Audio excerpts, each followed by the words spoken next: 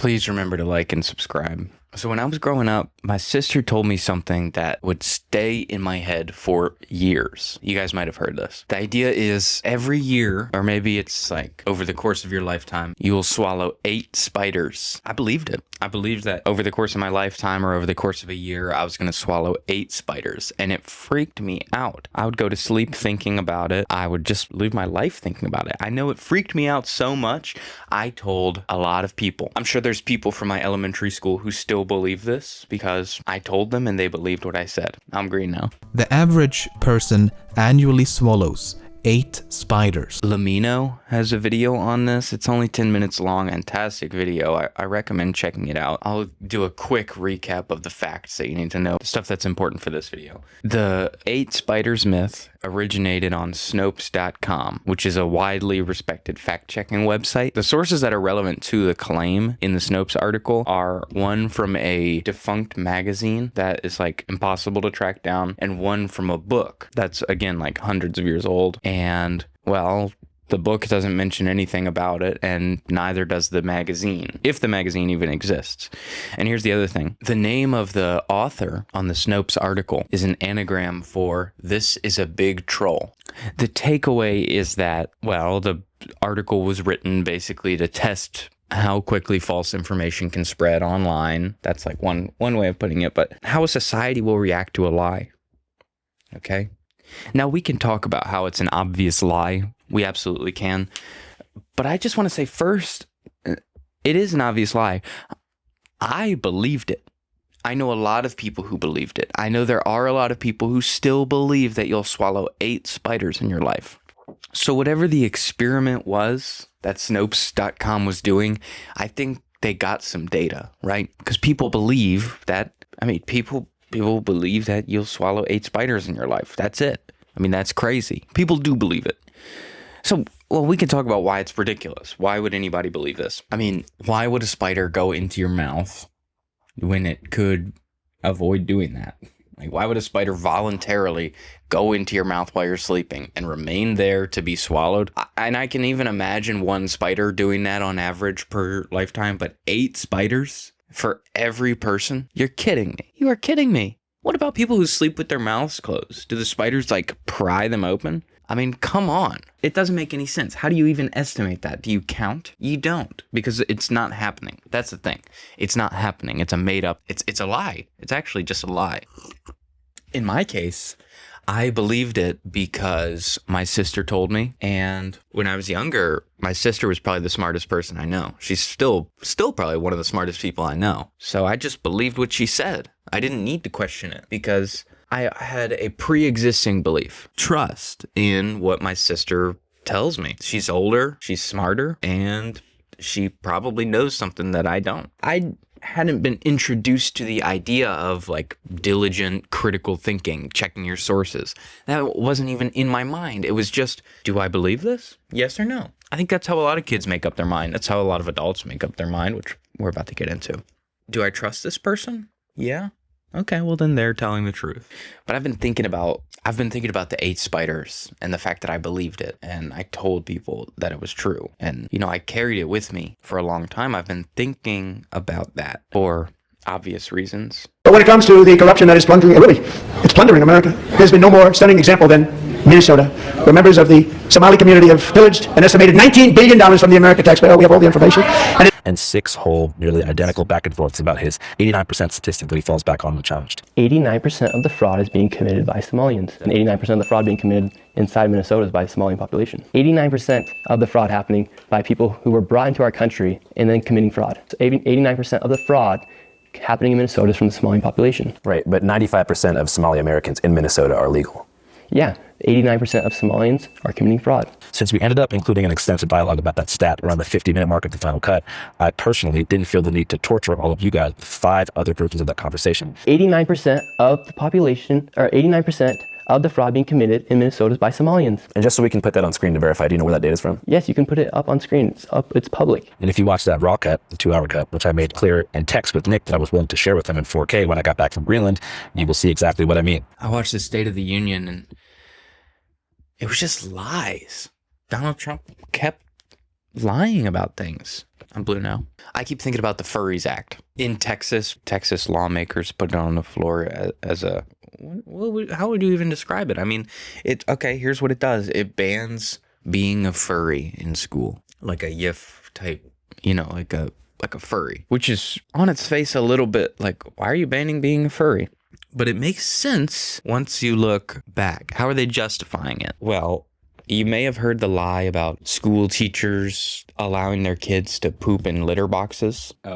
You claimed, quote, schools have been provided litter boxes for students identifying as animals, end quote, when you introduced this bill. Is that correct? When did I do that? That's a direct quote from your press release announcing the bill. Provided litter boxes? I'll read it to you again. The quote is, schools have even provided litter boxes for students identifying as animals. Do you recognize that as being one of your quotes? I'll take you for your word. Okay. Can you name a school where it has been confirmed that students are using litter boxes? Well, what we do with this bill is we prevent that from happening. Capital, and the only extra restrictions again, the box and the box situation, which doesn't affect the schools. They're already in the schools, using it. Okay. And respectfully, Representative Curtis, we bring bills that solve problems. And when you introduced this bill, you said schools have even provided litter boxes for students identifying as animals. I'm asking. And that's what we've gotten some reports of. Did I go to these school districts and visit and see it with my own eyes? No. And what school districts reported this? That we got reports from? We got reports from. Yeah, because you mentioned Smithville in your layout. Right. As being where you heard about I never this. said that Smithville had a litter box. I want to be clear about that. Okay, and I want to be clear that you cited Smithville in your layout and in your press release, but I have the minutes from last month's Smithville ISD school board meeting, which reads, quote, at this time, the district has no concerns related to students behaving as anything but typical children. That is, I'm not even going to dignify it with the benefit of the doubt. It is a lie, and we're going to talk about it. But yeah, if you ever heard that at any point in the discourse, it was from the Furries Act in Texas. The lie was used more than one time, but most recently and most prolifically, it was used to basically justify the Furries Act. They're saying teachers these days are so woke that if a kid identifies as an animal, then they'll let them poop in a litter box in the classroom.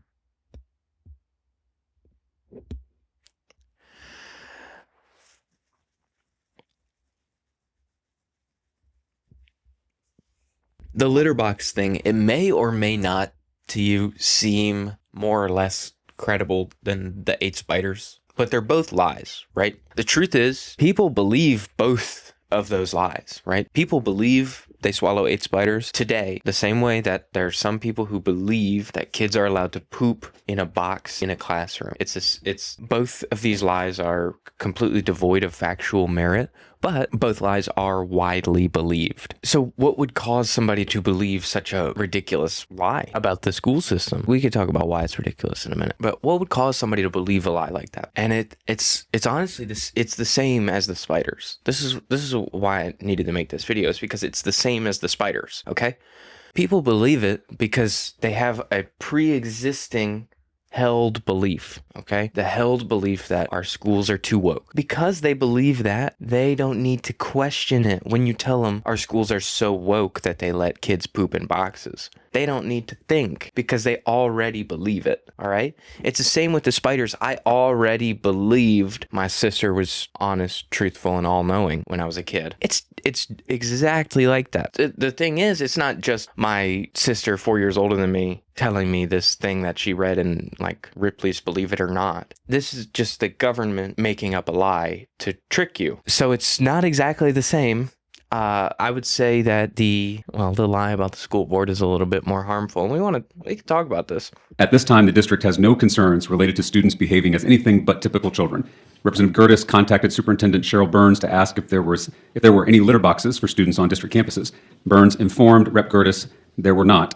But as a courtesy to Rep. Gertis, Ms. Burns made the extra effort to walk the campus to confirm that there were no litter boxes. Is that your understanding of what happened? She did confirm that there wasn't, but she did confirm that there was a student identifying as exhibiting these non-human behaviors. So I find it concerning that these types of debunked conspiracy theories are being used by politicians at the highest levels of our government, including in this legislature, who know that they're incorrect. Are you aware that Governor Abbott said, quote, kids go to school dressed up as cats with litter boxes in their classrooms? Are you also aware that when the governor was asked by the Dallas Morning News to name a single school where this happened, he couldn't? And PolitiFact called this a pants on fire false claim started by online rumors. Honestly, a little creepy. And I think that's the point, because this is all, in my opinion, a manufactured, debunked smear campaign against our Texas public schools. Absolutely not. And one of the reasons that we're here, And it's not just you. I mean, Governor Abbott has used this litter box rumor to paint our schools in the worst possible light. He even used the litter box conspiracy theory to push his private school voucher bill. If you want to defund neighborhood schools across the state, you have to get Texans to turn against their public schools. So you call librarians groomers, you accuse teachers of indoctrination, and now you say that schools are providing litter boxes to students. That's how all of this is tied together. That's how I see this bill. That's how a lot of educators across our state see this bill as part of a smear campaign. I mean, these culture war attacks are nothing more than an effort to discredit our public schools to justify defunding the public schools. School board meeting and debunk the false conspiracy theories that you were peddling is a problem. And it has real-world consequences for our educators. Texas librarians are not grooming kids, Texas teachers are not indoctrinating kids, and Texas schools are not providing litter boxes. And I think the most disappointing part about all this is I think you know that. Let's say a quick prayer for James.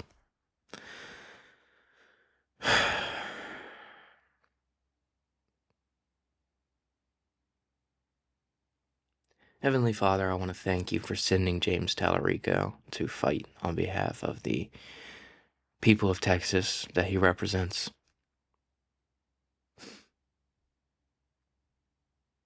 Thank you for allowing him to wield the sword of righteousness in your name. It is in your name that we pray.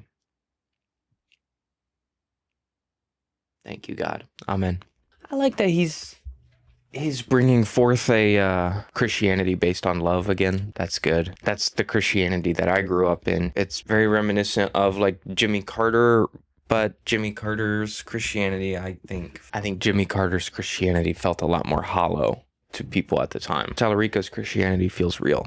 That's kind of besides the point. I have some notes for James Talarico, some feedback. The first is actually a hint of criticism. I don't like that he calls the lie a conspiracy theory. And here's the reason why.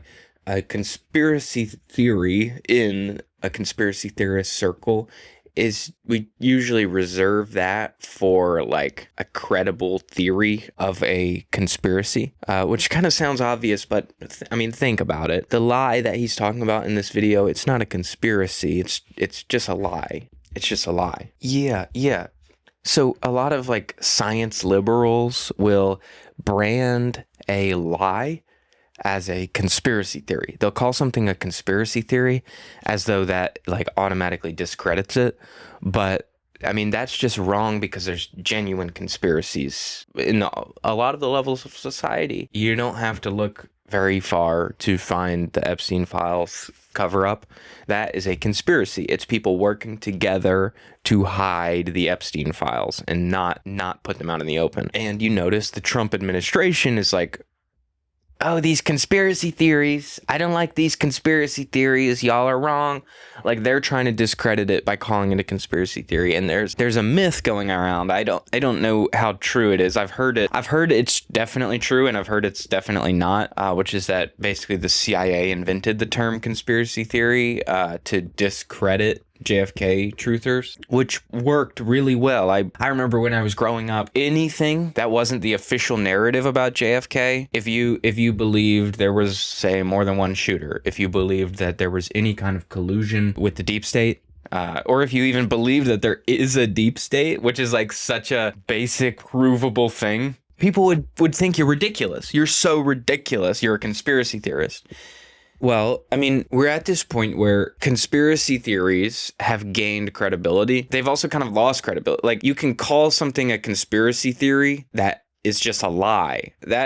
Okay, I'm sorry. The point I'm getting at is when James Talarico calls this lie a conspiracy theory, he actually lends it credibility. Because the people who believe the lie, instead of just hearing that it's a flat out fucking lie to their face, they hear that it's a conspiracy theory. And they see that there's two sides of it. There's you either believe in the conspiracy or you don't, and it becomes a faith-based thing. Okay, now you obviously believing in a lie is also a faith-based choice, but it's silly to believe in a lie. It's not silly to believe that I don't know, let's just say the CIA was working with the mafia to get John Wilkes Booth into position to kill the president, because the CIA didn't really want the president to be the president. They actually preferred the vice president to be the president. And maybe they wanted to go to war in Vietnam. Maybe they wanted to cut taxes for the ultra wealthy.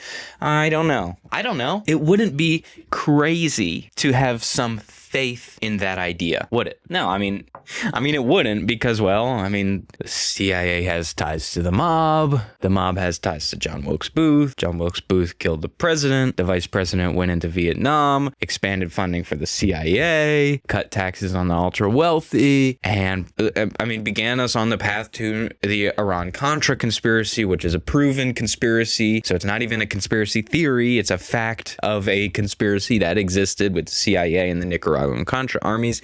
And that, again, is another path on the road to 9/11, which is less substantiated, but not entirely silly to have faith in. What is entirely silly to have faith in is the idea that you swallow 8 spiders. It's entirely silly to get your cork board out and trace out your lines and put your pictures up and say, we swallow 8 spiders every year. That's ridiculous, because it's completely factually untrue. And I don't need, listen, here's the other thing. I really appreciate James Talarico wielding the sword of righteousness on behalf of us. Fact checking, going back to the source, saying this school says they don't actually have that problem, and it's the school that you're saying has that problem. I wish he would call it a lie at that point. He calls it a conspiracy theory. That's okay. But this is important. This is my main point on this video and on this channel. Anytime I say something, okay? Truth is not a source. Truth is not a source of information. This is really important. The truth is the product of information. The truth is manufactured within yourself. If you want to wield the sword of righteousness, you have to attune the truth, okay? It's not something that you get from reading. It's something that you get from looking around and from loving your neighbor and from wanting peace and prosperity. Then you can wield the sword of righteousness. You don't have to be educated on the history of Israel to know that what's going on is not God's will. You don't have to check sources. You don't have to identify things in order to smell a lie. Just use your nose. Does it smell fishy? Yeah, it damn smells fishy that kids are pooping in litter boxes. Talarico also mentioned the lie about lowering the tables. That's... Okay, because accusing a school district of encouraging students to act like furries is a pretty serious allegation, and it isn't hypothetical. So just a year ago, an individual accused one of the school districts I represent, actually the school district I grew up in, Round Rock ISD, of lowering lunch tables so that students could eat like dogs. Beyond the absurdity of that, the superintendent had to make clear that the school lunch tables could not even physically be lowered. Have you ever seen a school lunch table that could lower? No. You don't need a paper explaining this shit, okay? Because there is no truth. There is no truth.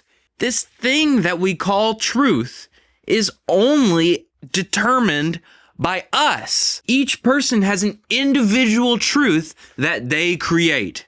The reason that society is so polarized is because we forgot that. And this is where the conservatives are right. They say we abandon religion and that's a problem. Yeah, because religion, when you share a religion with multiple people, you have a shared truth, a shared fabric of reality on which to base everything else. It's the idea of cohesion. And we need to be able to regain cohesion. Of course, America's always been liberal. We have not been a Christian nation. That's a whole different conversation, but you haven't had to be Christian to be American. That's the damn truth. I want to be a nice color. How's that? That's cool. I look like a ghost. That's where I kind of believe in what the right wing has been saying, is that as a society, we lost our way when we abandoned religion. Now, do I believe that we as a society have abandoned religion? No. But, religious participation is down. I think kind of a problem with that is that we haven't replaced it with anything. The reason that I don't go to church is because I am exhausted from work. And yes, I'm of course devoted to this Vein project, which is my YouTube channel. There's a lot of people who just work on Sunday because they have to pay their bills. I mean, it's always been that way. Those people aren't going to church. I'm sorry, they're not. But this is the thing. When you deny those people access to church, you deny them access to a shared reality. They have to develop their own reality. And so you get the shift towards different poles. I mean, you get the shift towards woke. Without the church to tell you what not to do, people are going to start saying, well, I can do anything. I can change my gender, believe in trans rights. That's the idea. That is the idea that our civilization lost its way when we lost our religion, is that like without religion, everything is permitted. There is no shared reality. And so what is gender? And the thing is, we haven't really redefined the concept of gender outside of academic spaces. That's all I'm going to say on trans rights. And then, of course, the other side of that is without a church telling you to love your neighbor, you get on 4chan and you turn racist. I think it's undeniable that the internet helped in splintering society, because with the internet, you can find a community and share a truth with them, a much smaller, more splintered community. And it's less physically tied to reality, which makes it a lot easier to create a shared reality based on lies. Not conspiracy theories, but lies, okay? This is the thing. The great replacement theory, it's not a fucking theory, dude. It's a goddamn lie. I mean, sorry to disprove racism or anything, but Indian people aren't coming here because they want to replace all the white people here. They're coming here for socioeconomic reasons, all right? The solution isn't banning immigration. The solution is figuring out our socioeconomic problems, okay? And that should be part of the new liberal consensus. If we want to survive as a liberal nation, one that does not force you to go to church or force you to be racist or whichever faction ends up winning this fascist takeover race, we need to be able to accept differences between people. We need to be able to accept that the truth is an internal thing. The truth is and different people have different truths, and that isn't a problem because we have always lived like that as humans. We have always lived like this, okay? It's only now with the internet that we can see everything, and we have become blinded by the light. Okay? And so we need to build a new consensus, a new shared factual reality, because otherwise we will stay blinded. So reach out to your friends, reach out to your family, be close with them. There is only one thing, and that is love. Love your neighbor. Listen. Listen more than you speak. If you have so many words, so many thoughts, that it's hard to listen sometimes, make a YouTube channel and talk to the camera. Because then other people can listen to you. How wonderful is that? Including yourself. Well, anyways, it doesn't matter. The litter boxes. Does it smell fishy? Yes. Think about it. When you were in school, think about the most woke, the most bitchy, the most pick the teacher who you think would be most likely to give you a litter box. The most woke SJW teacher. And I'm younger, okay? So I have a little bit more like connection to reality. As I turn green, I have to be yellow. I'm colorblind. Just get that out of the way. I don't want to see a comment about how that color is actually yellow. It looks green to me. Looks like piss green. Oh, piss is yellow. Shut the fuck up, you idiot. Pick your most woke teacher. If you went into class and said, I actually sexually identify as a house cat, and you're wearing cat ears and a cat tail, I need a litter box to poop in. Do you genuinely think that teacher would say, all right, I'll bring a litter box in tomorrow for you to take a shit in my classroom? No, that's not happening. It's ridiculous. It's retarded. I'm sorry to say retarded. Cut that. It's a fucking lie. It's just not happening. I'm sorry. There's a reason that they're lying about it. They're not lying about it because they're anti-woke, okay? That's the premise for why they're trying to pass the bill. But they're not lying about it because they're anti-woke. They're lying about it because they're anti-education. They do not want you to be educated. And this goes back to what I was saying earlier. Any nationalist worth their salt would agree that the public school system is responsible for creating the shared reality, the shared fabric of reality that every member of the nation lives in. The idea, and this is actually somewhat depressing, is that the replacement for religion is schools.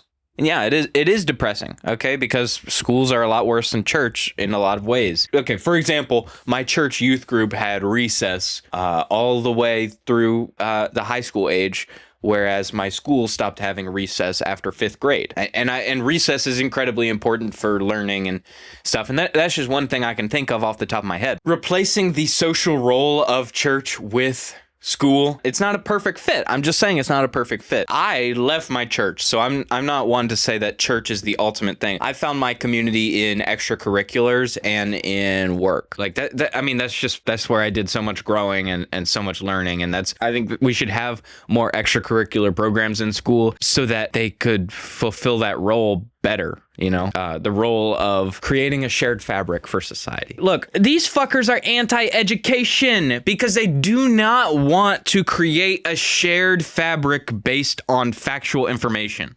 They would like to create a shared fabric of reality based on lies so that they can manipulate you easier. That's why they're making this Furries Act, is to justify defunding the schools. I'm not fucking making this shit up, okay? They want you to believe lies. They want you to believe lies, not conspiracy theories, lies. If it was a theory, it would be factually relevant. You could understand it. It's a lie that kids are pooping in litter boxes. Think I'm dumb. That looks so cool. Leave a comment if anything I said was interesting to you.